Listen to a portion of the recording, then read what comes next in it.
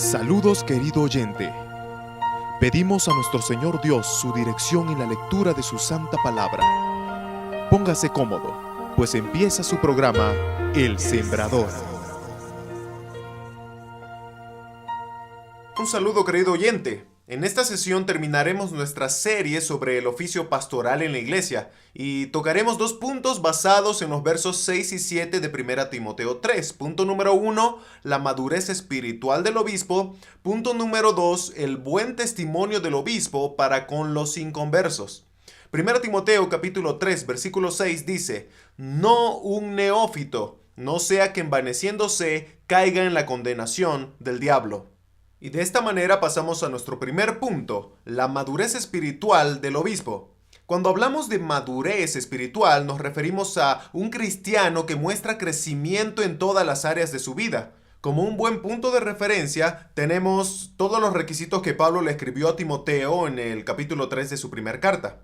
Un creyente maduro espiritualmente debe mostrarlo en su carácter ético y moral. Debe ser un hombre marido de una sola mujer, es decir, que él sea un sinónimo personificado de fidelidad. Debe ser sobrio o no esclavo de adicciones. Un cristiano maduro debe ser cuidadoso con sus palabras y acciones. Debe ser ordenado en sus prioridades. Debe ser un ejemplo de hospitalidad. Tiene que estar siempre aprendiendo con humildad más sobre las Sagradas Escrituras y viviendo la palabra de Dios en su caminar diario. Y así es capacitado para enseñar lo que está aprendiendo y viviendo. Un cristiano maduro tiene dominio propio sobre sus reacciones, no está peleando y teniendo problemas con todo mundo, sino que muestra un carácter amable y apacible. Los intereses de un cristiano maduro no están en las cosas terrenales, sino más bien en las espirituales. No es codicioso ni avaro, gobierna bien su hogar, obedeciendo con fidelidad el rol que Dios le dio para que cumpliese por su soberanía. Como podemos ver, todos estos requisitos que Pablo le escribió a Timoteo son pautas claras para poder reconocer a un cristiano maduro.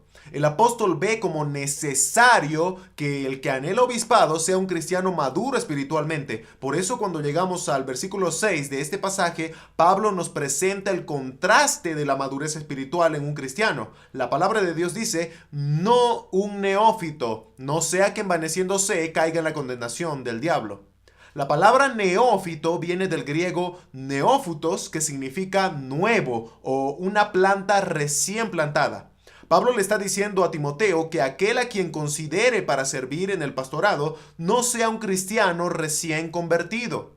Las razones son muy simples. Un cristiano recién convertido es un infante espiritual, es un niño en la fe, está en la inmadurez espiritual.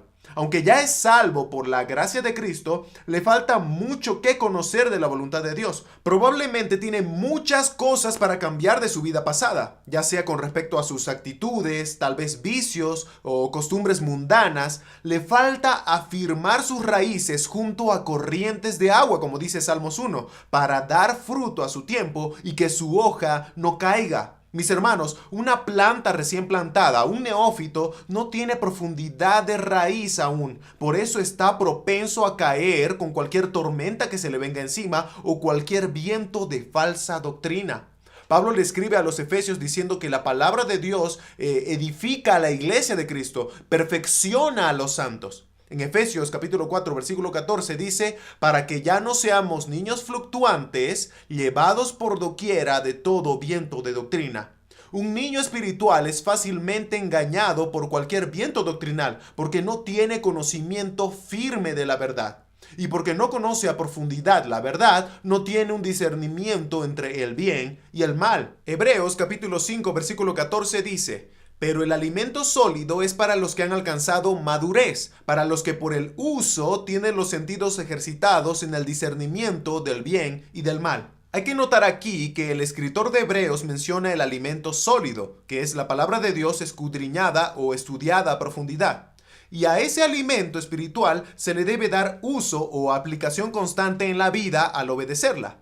Y de esta manera empiezas a ejercitar los sentidos para poder discernir o reconocer la diferencia entre el bien y el mal. Hoy en día hay muchas congregaciones que están repletas de personas que preguntan: ¿pero qué tiene esto de malo? O si hago esto de esta manera no le hago daño a nadie. Mis hermanos, esas reacciones que muestran falta de discernimiento entre el bien y el mal nos están indicando que la congregación está abarrotada o repleta de niños espirituales. Y eso es para preocuparse. Las iglesias se están llenando cada vez más de infantes espirituales porque no se les está alimentando con alimento nutritivo para su crecimiento.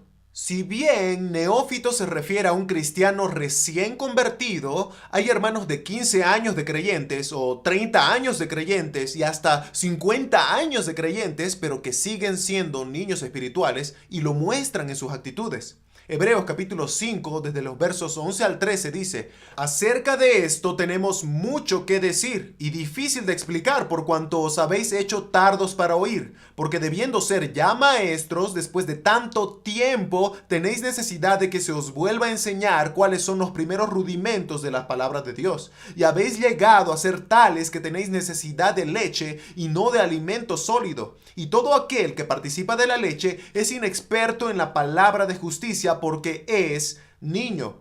Así que está claro, mi hermano, aunque hayan pasado muchos años desde que fuimos salvos por Cristo y por la fe puesta en Él, si aún no discernimos entre el bien y el mal, es porque nuestros sentidos no están siendo ejercitados por el uso u obediencia de la palabra de Dios. Pablo le está diciendo a Timoteo en su primera carta que la madurez espiritual del obispo es fundamental para que éste ejerza el pastorado, porque un cristiano inmaduro que sea puesto como obispo traerá graves consecuencias. Pablo dice: no un neófito, no sea que envaneciéndose caiga en la condenación del diablo.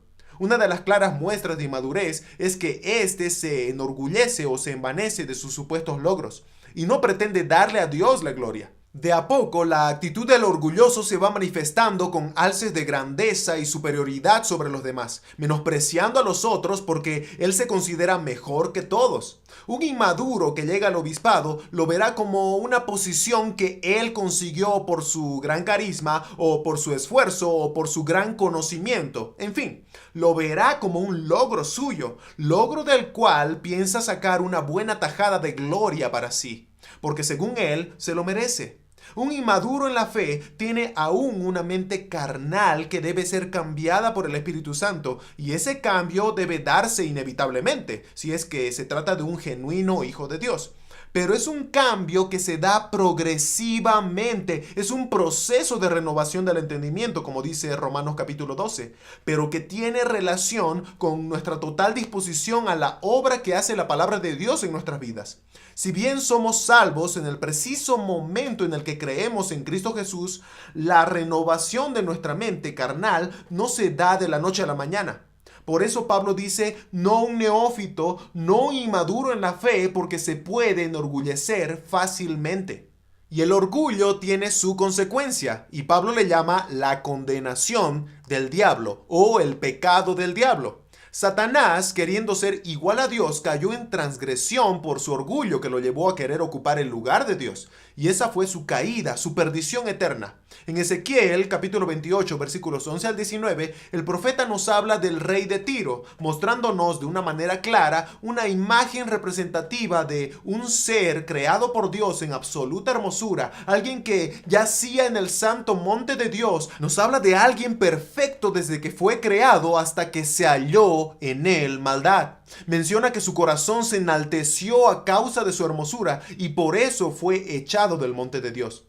En Proverbios capítulo 16 versículo 18 dice: antes del quebrantamiento es la soberbia, y antes de la caída la altivez de espíritu. La condenación del diablo fue su orgullo y por eso cayó de ese lugar privilegiado en donde fue puesto por Dios. Por eso Pablo nos dice muy explícitamente, hablando sobre aquellos que estamos considerando para el obispado o cualquier responsabilidad del liderazgo ministerial, que no sea un neófito, no un inmaduro espiritual, no sea que envaneciéndose caiga en la condenación del diablo. Ahora viene una pregunta muy importante para hacer. ¿Hasta cuándo uno deja de ser neófito? ¿O hay un tiempo determinado que hay que esperar para ya no ser considerado como neófito? La respuesta es que no hay en la Biblia una regla de tiempo cronológico para saber si sigue siendo un neófito o no. La madurez espiritual no se mide en base al tiempo en sí mismo. Como hablábamos antes, puede haber un cristiano que en 2 años de convertido muestre mucho fruto de madurez espiritual, como también hay cristianos que 20 años después de su conversión siguen siendo niños espirituales. Por eso la madurez espiritual no se mide en base al tiempo cronológico en sí mismo. ¿Pero es importante el tiempo? ¡Claro que sí! Timoteo iba a necesitar de tiempo para poder ver los frutos de madurez espiritual que Pablo le escribió en la lista de requisitos para levantar obispos.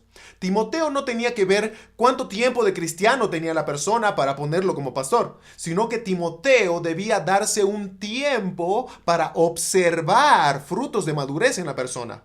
Ahora, es sabido que un cristiano de 2 o 3 años de convertido tiene aún mucho por conocer de la palabra de Dios, aunque esté mostrando crecimiento, pues él debe ser apto para enseñar, que implica también que debemos verlo vivir la Escritura. Y para asumir la responsabilidad de liderizar o guiar una congregación, debemos estar seguros que sus raíces están firmes en la verdad.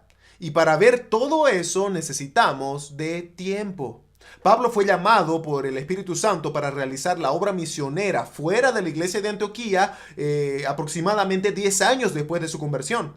Pablo llevó a Timoteo a la obra misionera en su segundo viaje cuando Timoteo tenía aproximadamente 5 años de convertido. Y el apóstol le encargó el pastorado de la iglesia de Éfeso aproximadamente 15 años después de la conversión de Timoteo. Como podemos ver, no hay un tiempo cronológico determinado para que lo pongamos como una regla.